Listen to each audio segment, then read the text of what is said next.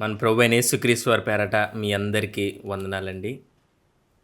ఈరోజు మనము దేవుని వాక్యంలోంచి మనం నేర్చుకునే ముందు ప్రార్థించుకుందాం. పరలోకమందున మా తండ్రి, నీ పరిశుద్ధ నామానికి వందనాలు, స్తుతులు, స్తోత్రాలు ప్రభువా. ఈ సమయంలో ప్రభువా, మీ వాక్యంలో నుండి కొన్ని విషయాలు మేము నేర్చుకొని పోవచ్చుండగా పరిశుద్ధాత్మ సహాయం మాకు దయచేయమని నజరేయుడగు యేసుక్రీస్తు వారి నామమున అడిగి వేడుకుని ప్రార్థించుకొనుచున్నాం తండ్రి. ఆమేన్. యేసుప్రభువారు చనిపోయిన తర్వాత, ఆయన సమాధిలో పెట్టబడిన తర్వాత మనం చూసుకున్నట్లయితే మత్తయి సువార్త 28 అధ్యాయం 1వ వచనంలో ఆదివారంన కొంతమంది స్త్రీలు ఆయన సమాధి దగ్గరికి వెళ్ళటం మనం చూస్తున్నాం. దానికి గల కారణం ఏంటి? అసలు వాళ్ళు వెళ్తున్నప్పుడు వారు ఏం మాట్లాడుకుంటూ ఉండొచ్చు? మీరు చాలా చక్కటి విషయాలు మీరు అడిగారు. మార్కు సువార్త 16వ అధ్యాయానికి మనం వచ్చాం. Thank you for being with us on this journey. ఈ ప్రయాణంలో మనం అందరం కలిసి ఈ మార్క్ సువార్తలు 4 సువార్తల్లో మార్కు సువార్త చిన్నది. మార్కు సువార్త ఒక ఫాస్ట్ పేస్లో రాస్తున్నాడు, కానీ చివరికి వచ్చేసరికి స్లో డౌన్ అయ్యాడు. ఎందుకంటే మన ప్రభువైన యేసుక్రీస్తు వారి యొక్క శిలువ మరణం గురించి ఆయన చాలా దీర్ఘంగా స్లో పేస్లో రాశాడు. ఇప్పుడు మార్క్స్ వార్త 16వ అధ్యాయంకి వచ్చేసరికి అబౌట్ హీస్ రిజరక్షన్. ఒకసారి 16వ అధ్యాయము 1వ వచనం చదువుతారా?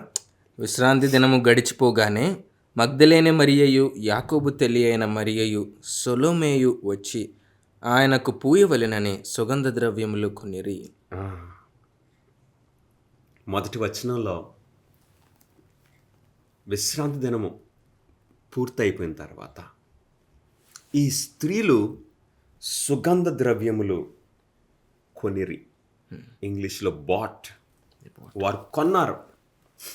ఎందు గురించి వారు సుగంధ ద్రవ్యములు కొన్నారు?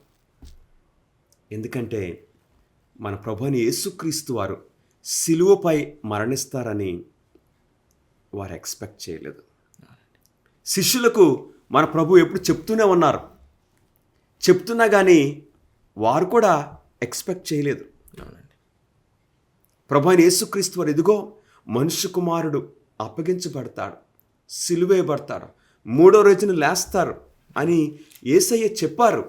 కానీ వారి విషయాలు విన్నారు కానీ వాటిని నమ్మలేదు. కాబట్టి మన ప్రభువైన యేసుక్రీస్తు వారు శుక్రవారం మధ్యాహ్నం 3 గంటలకు తన ప్రాణాన్ని విడిచినప్పుడు అది వారికి షాక్గా ఉంది. ఆశ్చర్యపోయారు. తర్వాత ఏమవుతుంది? పస్కా ప్రారంభమవుతుంది. అంటే పస్కా పండుగ విశ్రాంతి దినం వచ్చేస్తుంది. అందు గురించి వారు కంగారుగా, ఎందుకంటే విశ్రాంతి దినము పాటించాలి కాబట్టి సమాధిలో పెట్టారు. అది కూడా అరిమతీయుడని యోసేపు శిష్యులకు సహాయంగా రావడం వలన ప్రభువైన యేసుక్రీస్తు వారికి ఒక డీసెంట్ బరియల్ ఇవ్వడం జరిగింది. ఆయన తొలిపించుకున్న ఆ క్రొత్త సమాధి ఎవరిని కూడా అందులో పెట్టలేదు. ఎందుకంటే మన ప్రభువైన యేసుక్రీస్తు వారు రాజులకు రాజు. రాయల్టీకి ఎప్పుడు మనం వాడిన వస్తువులు కాదండి, క్రొత్తవి ఇవ్వాలి. They deserve the best. ప్రభువైన యేసుక్రీస్తు వారికి అరిమతీయుడైన యోసేపు తనంతట తాను నేను సిద్ధపరచుకున్న ఆ సమాధిని ఇవ్వాలని వచ్చాడు. ప్రియ సహోదరుడా, సహోదరి, యేసయ్యకు కూడా నువ్వేమిస్తున్నావు? ఎలాంటివి ఇస్తున్నావు? He deserves the best. నా జీవితంలో, నీ జీవితంలో ఆ మిగిలిపోయినవి కాదు, నాట్ ద లెఫ్ట్ ఓవర్స్, ఆ ఎంగిలి మెతుకులు కాదు. మనం ఇవ్వాల్సింది ద బెస్ట్. అరిమతీయుడని యోసేపు నిజంగా 15వ అధ్యాయంలో, మార్కు సువార్త 15వ అధ్యాయంలో మనకు ఒక మాట రాయబడింది. మార్కు సువార్త 15వ అధ్యాయము ఆయన ఏం చేశాడో 43వ వచనంలో రాస్తున్నారు. ఒకసారి చదువుతారా? గనుక సాయంకాలం అయినప్పుడు అరిమతేయయు యోసేపు తెగించి పిలాతుని వద్దకు వెళ్ళి యేసు దేహము తనకిమ్మని అడిగాను. Wow, తెగించాడు. Wow, a break through. ప్రభువైన యేసుక్రీస్తు వారి యొక్క మరణము ఆయన జీవితంలో ఒక బ్రేక్ త్రూ తీసుకొచ్చింది. తెగించాడు. తెగించి ధైర్యంతో పిలాతు దగ్గరికి వెళ్ళి ఆయన శరీరాన్ని నాకు ఇవ్వండి అన్నారు. ఇప్పుడు తీసుకువెళ్ళి ఆయన సమాధిలో పెట్టాడు. అదే టైంలో నికోదేము కూడా, ఆయన కూడా తెగించాడు. ఆయన కూడా సుగంధ ద్రవ్యములు తెచ్చారు. అవునండి. కానీ ఈ స్త్రీలు అక్కడ నుండి చూస్తున్నారు. వారు ఒక డీసెంట్ బరియలు ఇవ్వటానికి వారు సిద్ధపడలేదు, ప్రిపేర్డ్ కాలేదు. అందు గురించి ఆ స్త్రీలు maybe we have to come back again. So వారు అలా చూస్తున్నారు. మార్కు వారి గురించి రాస్తున్నాడు. అందుకు వారు విశ్రాంతి దినం కాబట్టి వెళ్ళిపోయారు. ప్రియులరా, విశ్రాంతి దినం అంటే శనివారమా, ఆదివారం కాదండి. ఆదివారం మనం ప్రభువైన యేసుక్రీస్తు వారు సమాధి నుండి బయటకు వచ్చిన రోజు. విశ్రాంతి దినము బైబిల్ ప్రకారంగా 7వ దినము. మన ప్రభువైన యేసుక్రీస్తు వారు ఏ విధంగా అయితే సృష్టి అంతటిని 6 దినాల్లో పూర్తి చేసి ఆయన 7వ దినం విశ్రమించారో, అలాగే మన పాపముల నిమిత్తము ఆయన 6వ దినమున సిలువేయబడ్డారు శుక్రవారం రోజున. శనివారము ఆయన విశ్రాంతి తీసుకున్నారు సమాధిలో. ఆదివారము మొదటి రోజున ఆయన లేచారు. ఈ స్త్రీల గురించి ఒక ప్రాముఖ్యమైన విషయము మనం గమనించాలి. వారు ఏం చేశారండి? విశ్రాంతి దినం పూర్తి అయిపోయిన తర్వాత వారు వెళ్ళి ఆ సుగంధ ద్రవ్యములు కొన్నారు. అంటే యేసయ్యకు వాడటానికి కూడా వారు విశ్రాంతి దినాన్ని బ్రేక్ చేయట్లేదు. అది చాలా ప్రాముఖ్యమైన విషయం. చాలాసార్లు మనం ఏం చేస్తాం?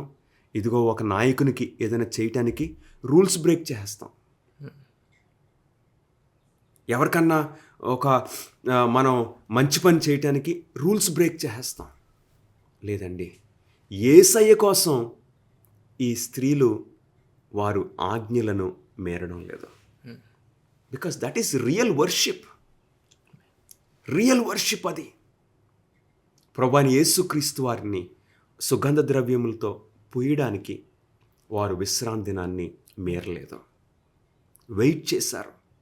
విశ్రాంతి దినం పూర్తి అయిపోయిన తర్వాత శనివారం సాయంకాలము వారు వెళ్ళి అవి కొన్నారు. ఆదివారం ఉదయంన ఆ స్త్రీలు వచ్చి ఆయనను సుగంధ ద్రవ్యములతో, ఇప్పుడు ఆ శరీరాన్ని మనం ఎక్కడైతే విడిచిపెట్టేసామో అది చెయ్యాలని వారు వచ్చారు. అవును ప్రియులరా, ఎవరికో సహాయం చేయటానికి, ఎవరినో గౌరవించడానికి డోంట్ బ్రేక్ ద కమాండ్మెంట్స్. ఎవరికో మంచి చేయటానికి ఆజ్ఞలను మీరొద్దు. That is wrong. ఏం చేస్తారు?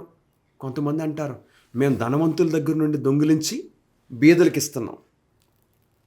You have ruled out the purpose. End doesn't justify the means. మనం ఎలా చేస్తున్నామో ప్రతిదీ జాగ్రత్తగా ఉండాలి. ఆ స్త్రీలు ఇప్పుడు ఏం చేస్తున్నారు? సమాధి దగ్గరికి వస్తున్నారు. ఆదివారం తెల్లవారుజామున సమాధి దగ్గరికి వస్తూ వారి యొక్క సంభాషణ ఏమై ఉన్నది ఒకసారి చదువుదామండి. మార్క్సు వార్త 16వ అధ్యాయము 2వ వచనము. వారు ఆదివారంన పెందలకడ లేచి బయలుదేరి సూర్యోదయమైనప్పుడు సమాధి యొద్దకు వచ్చుచుండగా, సమాధి ద్వారము నుండి మన కొరకు ఆ రాయి ఎవడు పొర్లించునని ఒకరితో ఒకరు చెప్పుకొనిచుండిరి. ఆమేన్. ఆ స్త్రీలు ఏమనుకుంటున్నారు? వారి సంభాషణ ఏంటి? మన కొరకు అక్కడ ఒక రాయి ఉన్నది, ఒక బండ ఉన్నది. ఇప్పుడు మనము ఆయనను ఈ సుగంధ ద్రవ్యములతో ఆయనను మనం అభిషేకించాలంటే ఆ బండ తొలగిస్తేనే మనము లోపలికి వెళ్ళి మన పని చేయగలము. ఆ బండ ఉందని తెలుసు, అది పెద్దదని తెలుసు, మన స్త్రీలు మన శక్తి కూడా చాలదని తెలుసు. కానీ గొప్ప విషయం ఏంటో తెలుసండి, దే కెప్ట్ మూవింగ్ ఫార్వర్డ్. అదండి, ఇది చాలా ప్రాముఖ్యమైన పద్ధతి.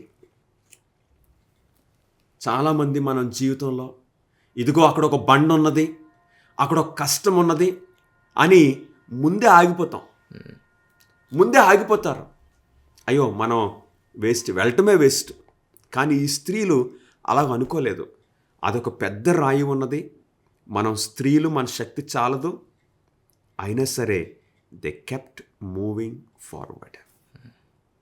కానీ వాళ్ళు వచ్చేసరికి ఏం జరిగింది? ఆ బండ తొలగిపోయి ఉన్నది. మన జీవితాల్లో కూడా ఆ సమస్యలు, ఆ కష్టాలు, మనం అలా విశ్వాసంతో ముందుకు నడుస్తున్నప్పుడు అక్కడికి చేరేసరికి ఏమవుతాయండి? ఆ కష్టాలు అలా తొలగిపోతాయి. ఆధారపడనక్కర్లేదు. జీవితంలో ఏ విషయం గురించి నువ్వు భయపడనక్కర్లేదు ప్రియ సహోదరుడా, సహోదరి. ఏదో నీ ముందు ఒక పెద్ద సమస్య ఉన్నదని ప్రయత్నం చేయటం మానొద్దు. Keep going forward. అండ్ మనం దగ్గరికి వచ్చినప్పుడు లెట్స్ డీల్ విత్ ఇట్. ఆ స్త్రీలు అలాగే నడుచుకుంటూ వస్తున్నారు. ఎందుకులే మనం వెళ్ళటం అని వారు ఆగిపోలేదు. ఒకసారి ప్రసంగి గ్రంథము మనం వెళ్ళి చూస్తే ఇక్కడ ప్రసంగి ఒక మాట, చక్కటి మాట మనకు రాస్తూ ఉన్నాడు. ప్రసంగి 11వ అధ్యాయము 4వ వచనము ఒకసారి చూడమని నేను కోరుచున్నాను. ప్రసంగి 11:4. గాలిని గుర్తుపట్టువాడు విత్తడు, మేఘములను కనిపెట్టువాడు కోయడు. గాలిని గుర్తుపట్టువాడు విత్తడు అంటే గాలి వైపు చూస్తున్నాడు, అలాంటి వాడు విత్తడు. అలాంటి వ్యక్తి, బాబు ఈవేళ వాతావరణం సరిగ్గా లేదు, మనం ఎందుకు విత్తనాలు నాటటము అని చేయరనమాట. తర్వాత మేఘములను కనిపెట్టువాడు కోయడు. ఆ మేఘాలను చూసి, ఓహో ఈరోజు మంచి రోజు కాదు, ఈరోజు వర్షం వస్తుందేమో, మనం అలా ఉండటానికి వీలు లేదండి. వాడు విత్తడు, వాడు కొయ్యడు. ఇది సోమరులు అన్నమాట. వారు ఆ పరిస్థితిని చూసి, అయ్యో ఈరోజు వాతావరణం సరిగ్గా లేదని వారు పనిచేయటం కూడా మానేస్తారు. నీ జీవితంలో ఎట్లా ఉన్నది ప్రియ సహోదరుడా, సహోదరి? నీ ముందున్న సమస్యను చూసి ఇక ప్రయత్నం చేయటం కూడా ఎందుకులే వేస్ట్ అని ఆగిపోతున్నావా? లేక లేదు, నా వంతు నేను చేస్తాను, నా వంతు నేను ముందుకు వెళ్తాను, ప్రభువా నువ్వే చూసుకోవాలి. ఆ స్త్రీలు they are walking by faith, not by sight. ఆ స్త్రీలు విశ్వాసంతో నడుస్తున్నారు, విశ్వాసంతో నడిచారు. వచ్చేసరికి ఏమైపోయిందండి? ఆ రాయి తొలగించబడింది. ఎవరు తొలగించారు ఆ రాయిని? దేవదూత వచ్చి. ఎందుకంటే నీ ముందున్న ఆ బండలు, నీ ముందున్న ఆ రాయిలు ఏంటో తెలుసో ప్రియులారా, మనకి పెద్దగా ఉన్నాయి, మనకి కష్టంగా ఉన్నాయి. కానీ దేవదూతకి చిన్న simple. He moved that stone as if a pebble. ఒక చిన్న రాయిలాగా దేవదూతకి. నీ ముందు నీకు కొండంత సమస్యలు దేవునికి ఏపాటివండి? చిన్న రాయి వంటివి. అవును ప్రియులరా. కాబట్టి సమస్యలను చూసి, ఇదిగో ఈ కష్టం నా ముందున్నది, ఈ ఇబ్బంది ఉన్నది అని నువ్వు అధైర్యపడి, ఇదిగో నేను ఆత్మహత్య చేసుకుంటా, ఇంకెందుకు నా జీవితము, అలాగ అనుకోవద్దు. అది దేవుని చిత్తము కాదు ప్రియులరా. మనము దేవుని మార్గంలో ముందుకు వెళ్ళాలి, విశ్వాసంతో ముందుకు వెళ్ళాలి. ఇశ్రాయేలు ప్రజలందరూ అనుకున్నారు, మన ముందు ఎర్ర సముద్రం ఉన్నది. ఎలాగా? వారు ఎర్ర సముద్రము దేవుడు ఏం చేశారండి? 2 పాయలుగా చేశారు. అరణ్యంలో మనకు ఆహారం ఎక్కడి వస్తుంది?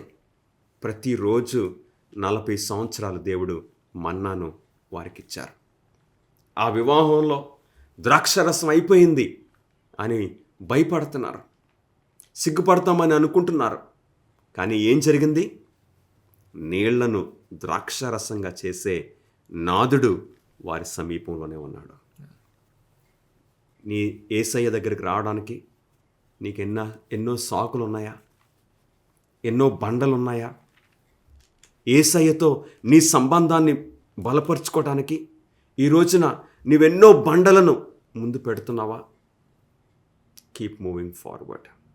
లేదు, once you are moving to Jesus, ఆ బండలన్నీ తొలగిపోతాయి, ఆ సమస్యలన్నీ తొలగిపోతాయి. నువ్వు వెళ్తున్నప్పుడు ఆ స్త్రీలు వచ్చేసరికి ఆ బండ తొలగిపోయింది. ఒకసారి 5వ వచనం చదువుతారా? ఎత్తు చోటుల మార్కు సువార్త 16వ అధ్యాయము 5వ వచనము. మార్కు సువార్త 16:5లో అప్పుడు వారు సమాధిలో ప్రవేశించి ఏం చూశారండి? అప్పుడు వారు సమాధిలో ప్రవేశించి తెల్లని నిలువుటంగి ధరించుకొని ఉన్న యొక్క పడుచువాడు కుడివైపున కూర్చుండుట చూచి మిగుల కలవరపడిరి. అవునండి, ప్రైజ్ గాడ్. ఆ బండ తొలగించబడింది. ఆ సమాధి లోపలికి వారు ప్రవేశించినప్పుడు తెల్లని నిలువుటంగి ధరించుకొని ఉన్న ఒక పడుచువాడు కుడివైపున కూర్చుండుట చూచి మిగుల కలవరపడిరి. ఆ పడుచువారు ఎవరండి? దేవదూత. హల్లెలూయా, an angel. ఎక్కడ కూర్చున్నారు? కుడివైపున. అవును ప్రియులరా, మన ప్రభువైన యేసుక్రీస్తు వారిని ఆయన్ను సమాధి చేసినప్పుడు అర్మతి అనే యోసేపు, ఈ స్త్రీలు అనుకుంటున్నారు వారే చేస్తున్నారని. బట్ బిహైండ్ ద సీన్స్ దేవదూతలు కూడా ఉన్నారు. ఆ దేవదూత ఆయన కుడివైపున కూర్చో, అంటే సమాధి చేయబడిన స్థలంలో కుడివైపున ఉన్నారు. అవును ప్రియులరా, మన ప్రభువైన యేసుక్రీస్తు వారు ఆయన దేవాతి దేవుడు. ఆయన చుట్టూ ఎప్పుడూ దేవదూతలు ఉంటారు. ఈ దేవదూత ఎంత ఫ్రెండ్లీగా ఉన్నారో ఒకసారి 6వ వచనం చదవలసిందిగా నేను కోరుచున్నాను. ఈ ఏంజల్స్ అందరూ కూడా స్నేహభావంతో నీ ఎడల నా ఎడల ఉన్న దేవదూతలు, వెరీ ఫ్రెండ్లీ ఏంజల్స్. ఒకసారి చూద్దామండి. అందుకతడు కలవరపడకుడి, సిలువ వేయబడిన నజరేయుడగు యేసును మీరు వెతుకుచున్నారు. ఆయన లేచి ఉన్నాడు, ఇక్కడ లేడు. వారు ఆయనను ఉంచిన స్థలము చూడుడి. అవునండి, ఆయన లేచి ఉన్నారు. చక్కటి సమాధానం, వెరీ ఫ్రెండ్లీ ఏంజల్. ఎందు గురించండి? దేవదూతలు మన ఎడల ఆ స్నేహభావం చూపించడానికి మనలో ఏమన్నా మంచి ఉన్నదా? లేదా? Why are they so friendly to us? ఎందుకో తెలుసా? It's because of Jesus. నీవు యేసయ్యను వెతుకుతుంటే యేసయ్యను బట్టి పరలోకమంతా కూడా సంతోషిస్తున్నారు. మనకు సహాయం చేయడానికి రెడీగా ఉన్నారు ప్రియులరా. Because of Jesus. మన మంచిని బట్టి కాదండి, మనలో ఏ మంచి కూడా లేదు. ఈ రోజున ప్రభువైన యేసుక్రీస్తు వారిని నీవు వెతుకుచున్నావా? వెతుకుచున్నట్లయితే పరలోకం అంతా నీకు సహాయం చేయటానికి, నీకు పరిచర్య చేయటానికి సిద్ధంగా ఉన్నారు. ప్రభువైన యేసుక్రీస్తు వారిని ఇప్పుడు సమాధి ఖాళీగా ఉంది. యేసయ్య అందులో లేరు. ఆయన పునరుద్ధానులయ్యారు. ఇప్పుడు పునరుద్ధానుడైన యేసయ్యను మొట్టమొదటిగా చూసిన వ్యక్తి ఎవరు? అవునండి, మార్కు సువార్త 16వ అధ్యాయము 9వ వచనంలో 19వ వచనంలో మనకి ఇది కనిపిస్తుంది. 15వ వచనంలో మనం చూసుకున్నట్లయితే 9వ వచనంలో ఆదివారము తెల్లవారినప్పుడు యేసు లేచి తాను 7 దెయ్యములను వెళ్ళగొట్టిన మగ్దలేనే మరియకు మొదట కనబడింది. ఆమేన్. మార్గారు చక్కగా ఈ విషయాన్ని మనకు తెలియజేస్తున్నారు. మరియకు మొదట కనబడిన ఆమె బ్యాక్గ్రౌండ్ ఏంటండి?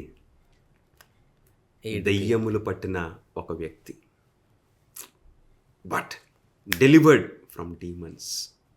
ఈ రోజున నిజంగా ప్రియ సహోదరుడా, సహోదరి, మనందరి ట్రాక్ రికార్డ్ కరెక్ట్గా ఉంటే ఎంత బాగుండు. అవునండి, దేవుడు ఆయన కృప వలన పెంట కుప్పల నుండి పైకి లేవనెత్తిన నన్ను, మనల్ని ఆయనకు సాక్షులుగా వాడుకుంటున్నారు. ఆయన మొట్టమొదటిగా ప్రభువైన యేసుక్రీస్తు వారు యాజకులకు కనపడలేదండి, ఆ ధనవంతులకు కనపడలేదు. ఎందుకంటే దే వర్ నాట్ సర్చింగ్. ఆయన్ని ఎవరు వెతుకుతారో వారికే ఆయన కనపడతారు. ఈమె వెతుక్కుంటూ వచ్చింది. ఇతర స్త్రీలు వారు వెతుకుంటారు, కనపడలేదని వెళ్ళిపోయి ఉంటారు. కానీ షీ స్టేడ్ బ్యాక్. అవును ప్రియులరా, యోహాను సువార్తలో కూడా మనం చూడొచ్చు. యోహాను సువార్తలో ఆమె సమాధి దగ్గర కూర్చుని ఏడుస్తుంది. ఒకసారి యోహాను సువార్త మనం వెళ్ళి చూద్దామండి. ఈ సంఘటన యోహాను రాస్తున్నాడు. ఆమె సమాధి దగ్గర మిగిలిన స్త్రీలు వెళ్ళిపోయి ఉండొచ్చు, ఈ మాత్రం ఒక్క ఆమె మిగిలి అక్కడ ఏడుస్తుంది. 20వ అధ్యాయము యోహాను సువార్త.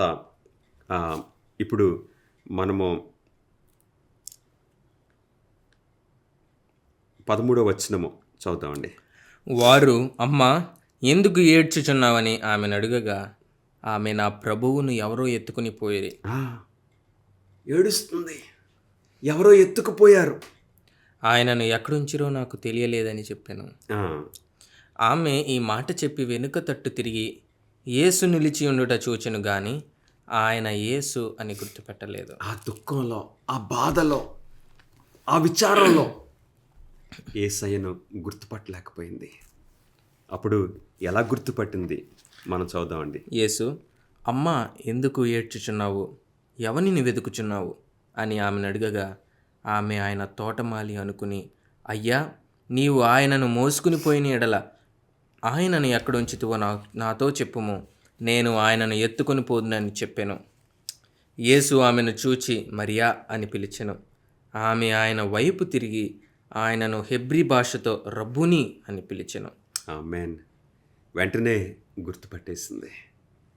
ప్రభువైన యేసుక్రీస్తు వారిని వెతకడంలో నీవు నేను మరియలాగా ఉన్నామా? ఆ డిటర్మినేషన్ మనకున్నదా? పట్టుదల, ఆ తెగింపు మనకున్నదా? అర్మితుడని యోసేపులో మనం చూస్తున్నాం, నికోదేములో కూడా మనం చూస్తున్నాం, మరియలో కూడా మనం చూస్తున్నాం. ప్రభువైన యేసుక్రీస్తు వారు ఆమె కనపడ్డారు. ఇప్పుడు యేసయ్య ఆమెకు తెలియజేసిన సమాచారం ఏంటో ఒకసారి మార్కు సువార్త 16వ అధ్యాయము 10-11 మనం చదువుకుందాం. ఆయనతో ఉండిన వారు దుఃఖపడి ఏడ్చుచుండగా ఆమె వెళ్ళి ఆ సంగతి వారికి తెలియచేసెను గాని ఆయన బ్రతికి ఉన్నాడనియు ఆమెకు కనబడిననియు వారు విని నమ్మకపోయిరి. అవునండి, ఇప్పుడు యేసయ్యను ఆమె చూసింది, పునరుద్ధరణని యేసయ్యను చూసింది. యేసయ్య అన్నారు, నువ్వు వెళ్ళి నా సహోదరులకు చెప్పమంటే వారు దుఃఖిస్తున్నారు. ఈ మాటలు వారు నమ్మే స్థితిలో లేరు. గమనిస్తున్నారా ప్రియ సహోదరి సహోదరులరా? ఈ మార్కు సువార్తలో ప్రభువైన యేసుక్రీస్తు వారి యొక్క ఈ పునరుద్ధానం గురించి నిజంగా వారు అనేక మంది, అంటే శిష్యులు నమ్మలేకపోతున్నారు. కానీ ఆ స్త్రీలు నమ్మారు, ప్రత్యేకంగా మరియా. ఈరోజు మనం నేర్చుకునే 3 పాఠాలు ఏంటో తెలుసండి. నంబర్ వన్, మన ప్రభువునకు మనం ఏదైనా చేయడానికి మనం 10 ఆజ్ఞలను మీరకూడదు.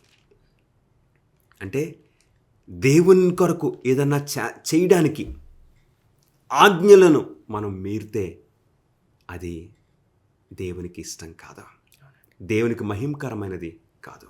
అంటే when we follow the commandments, then అది దేవునికి మహిమకరంగా ఉంటుంది. రెండవది, మన ముందు ఒక సమస్య ఉన్నదని మనం చూసి ప్రయత్నించటం మానకూడదు. We have to move by faith. మనం ముందుకు వెళ్ళాలి. దావీదు గొలియాతుని చూసి, నా శక్తి చాలదు, నేనేంటి ఒక చిన్నవాడిగా ఉన్నాను, గొలియాతు ఏంటి ఆజానుబాహుడుగా ఉన్నాడు అనుకోవటం కాదండి. We move by faith. చివరిగా మూడవ ప్రాముఖ్యమైన విషయం ఏంటంటే, యేసయ్యను మనం వెతుకుచున్నప్పుడు whole heaven is supporting. Is supporting us. యేసయ్యను మనం వెతుకుచున్నప్పుడు పరలోకం అంతా కూడా మనకు సహాయం చేయటానికి ఉన్నారు, సిద్ధంగా ఉన్నారు. అధైర్యపడొద్దు. యేసయ్య కోసం నువ్వేం చేయాలని ఆశపడుతున్నావు? అధైర్యపడొద్దు. నీ వెనక ద ఫ్యామిలీ ఆఫ్ హెవెన్ నీ వెనక ఉన్నారు. యేసయ్య కోసం ఒక పాట పాడాలనుకుంటున్నావా? యేసయ్య కోసం ఒక సాక్ష్యం చెప్పాలని అనుకుంటున్నావా? ఏది చేయాలనుకున్నా హెవెన్ ఈజ్ బిహైండ్ యూ. నిస్వార్థంగా, ధైర్యంగా నువ్వు తెగించు. అరబుతుడైన యోసేపు వలె తెగించమని దేవుని యొక్క వాక్యము నన్ను కోరుచున్నది. అలా చేయటానికి దేవుని యొక్క కృప మనకు తోడుగా ఉండును గాక. ఆమేన్. పరిశుద్ధుడా, నాయన మాతో మాట్లాడినందుకు నీకు వందనములు. నిజంగా నాయన 7 దెయ్యములతో పీడింపబడుచున్న ఆ స్త్రీని ప్రభువా మీరు ఆ దెయ్యముల నుండి విడుదల చేసి నాయన నీ పునరుద్ధానములో మొట్టమొదటి స్త్రీగా ప్రభువా నిన్ను చూసింది. మా పరిస్థితి కూడా అలాగే ఉంది ప్రభువా. మమ్మలను కూడా నాయన ఈ సాతాను శోధనల నుండి మమ్మల్ని తప్పించమని నాయనా మా జీవితాల్లో ఆ విడుదలను మేము ప్రభు ఎక్స్పీరియన్స్ చేసినట్లు, నీ కొరకు సాక్షులుగా ఉండినట్లు కృప అనుగ్రహించమని మా ప్రభువును నీ ప్రియకుమారుడు నజరుడని యేసుక్రీస్తు నామములో అడిగి వేడుకొంచున్నాం తండ్రి. Amen. God bless you friends.